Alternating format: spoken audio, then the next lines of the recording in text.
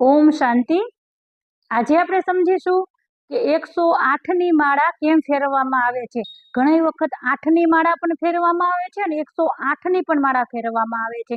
108 ની માળા એટલા માટે ફેરવવામાં આવે છે કે પરમાત્મા પિતા જ્યારે આ ધરતી ઉપર આવે છે ત્યારે પરમાત્મા પિતાના જે નજીક છે, જે પરમાત્માના મદદગાર છે અને યોગી આત્માઓ છે, 8 જે છે ને એ તો ધર્મરાજ પણ એને સલામ કરે છે। 8 રત્નોની માળા જે છે ને એને ધર્મરાજ, કેમ કે એને ધર્મરાજની સજા મળતી નથી।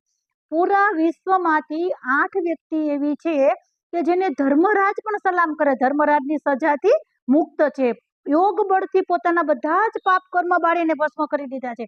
અને 108 વાળી જે આત્માઓ છે એના થોડાક પાપ, સેજ કેવા પૂરતા પાપ રહી ગયા છે એટલે ધર્મરાજની સજા થોડીક ખાવી પડે છે 108 ને, અને 16,108 એના કરતા થોડીક વધારે સજા ખાવી પડે। બાકી તો 33 કરોડ અને આખા વિશ્વની આત્માઓને જોવા જઈએ તો બધાને ધર્મરાજની સજા ખાવી પડે છે। પરમાત્મા પિતા સાથે જે યોગ લગાડે છે એ યોગી આત્માની યાદગાર છે। 108 ની માળા ફેરવતા હોય ને તો 108 આવે અને પછી ફૂલ આવે, ફૂલ એટલે મેરુ કહેવામાં આવે।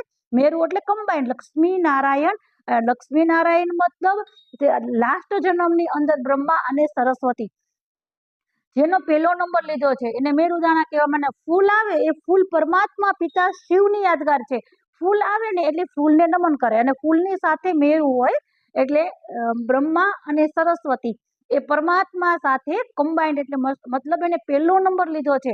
પાસ વિથ ઓનર, અષ્ટરતન, અષ્ટરતનની વીંટી પણ ઘણા લોકો પહેરે, એમાં પણ વચ્ચે ડાયમંડ આવે છે। એ 9મો જે ડાયમંડ છે એ પરમાત્મા શિવ છે, જે અષ્ટરતનની સાથે છે।